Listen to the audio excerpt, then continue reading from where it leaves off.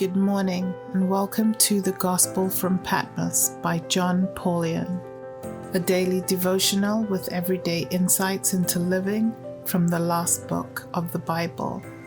It's April 26th and my name is Donna Marie Duncan.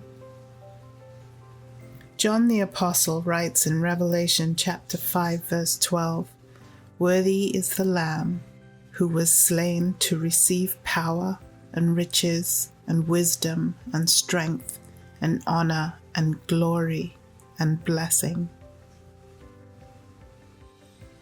That Jesus overcomes by dying certainly challenges our way of doing things. We prefer to approach God from a position of strength, and we seek to win on the basis of our talents, not God's grace.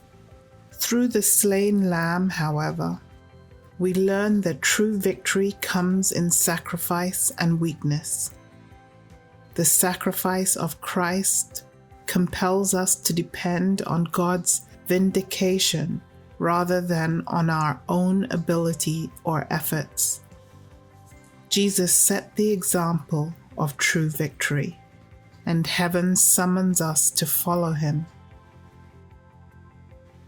Most writers jealously protect their schedules and their privacy, but towards the end of life, Henry Nouwen broke down such barriers of professionalism.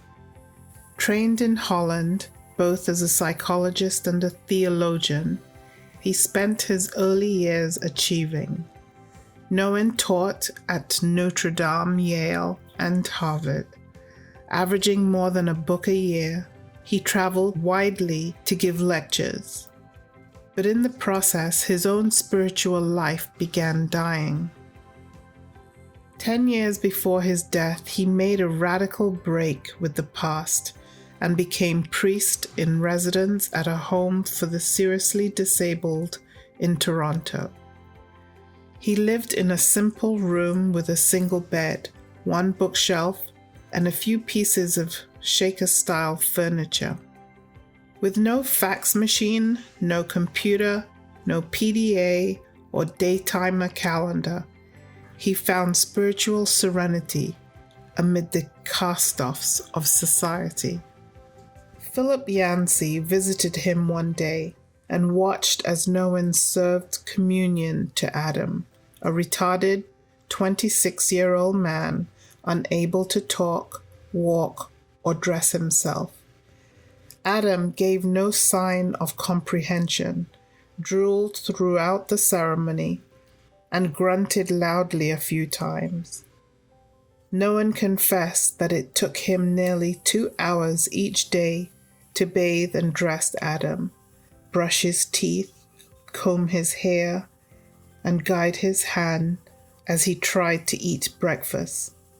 For Nouwen, those hours of holy inefficiency became a chamber of prayer and meditation. Was this the best possible use of a great writer's time? Couldn't someone else take over the manual chores? Nouwen did not think of such act as a sacrifice. "I am not giving up anything," he insisted. "It is I, not Adam, who gets the main benefit from our friendship." It had been difficult at first. Physical touching, affection, and the messiness of caring for an uncoordinated person did not come easy. But he had learned to love Adam, to truly love him. In the process, he had discovered what it must be like for God to love us. Spiritually uncoordinated, retarded, able to respond only with what must seem to God as inarticulate grunts and groans. In Adam's face, he learned that one did not have to achieve to be loved by God, that one could rest in his love. Nouwen followed the Lamb's path to victory. Dear Lord, I am humbled as I realize how much I have bought into the culture of achievement and success. Help me to see others through the eyes of the slain Lamb. Amen.